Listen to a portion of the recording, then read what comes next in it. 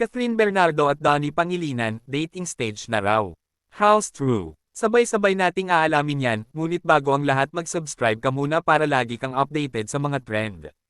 Catherine at Donnie, kikilalaning bagong love team, paano nga ba nakitaan ng potential ang dalawa na maaaring magkaroon ng spark? Bago pa man lumabas ang balitang ito, matatanda ang isa raw si Donnie sa mga listahan na nanligaw kay Catherine Bernardo, at minsan na raw nagkasama ang dalawa sa isang birthday party ng common friends nila. At nung event na yun ay niyayang sumayaw ni Donnie si Kat at hindi naman raw tumanggi ang dalaga, bukod pa dito ay inamin ni Donnie sa isang interview na sobrang crush niya si Kat, at kung papipiliin ng Jojoain o tetropahin, ay hindi niya raw papalampasin ang pagkakataon na Joanne ang isang Catherine Bernardo. Kaya naman maswerteng binigyan ng pagkakataon ng management si Donnie at Kat, para daw makita kung magkiklik sa mga tao at kung may chemistry ang dalawa. Excited ang mga fans ni Catherine sa pagbabalik nito sa television, makalipas kasi ang halos 3 taon, mapapanood na muli ang kapamilya star na mauupong isa sa power judges sa pagbabalik ng Pilipinas Got Talent. Huling napanood si Kat noong 2022, sa seli nila na, The Good to Be True ng ex na si Daniel Padilla, samantala makakasama rin nila Kat at Donnie sa Pilipinas Got Talent,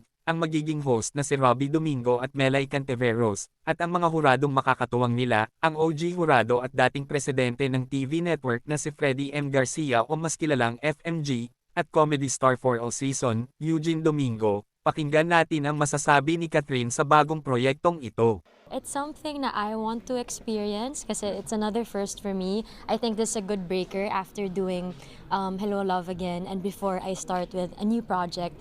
Parang it's good to experience this, especially now I'm with Ate Melay, with Robbie, with good friends. So marami din naman magka-guide sa akin. At ano naman ang say ni Donnie? Nag-break tayo ng 7 years. Since season 6. So I know there are so many more talents that are brought up even from the pandemic, technology nowadays. I'm just so eager to see what the Philippines has to offer, and I'm just so glad to be a part of this. Una na ngang nagpaubaya ang Don Bell fans, at sinabing support pa rin nila ang aktor kung ano man ang kanyang bagong tatahakin, at ang balitang nasa dating stage si Kat at Donnie ay wala namang malinaw na pahayag na mula mismo sa mga nasabing artista kung ito nga ba ay totoo. Kayo, anong masasabi niyo tungkol dito? Mag-comment lamang sa comment section at huwag kakalimutan na mag-subscribe para lagi kayong updated sa mga trend. Maraming salamat!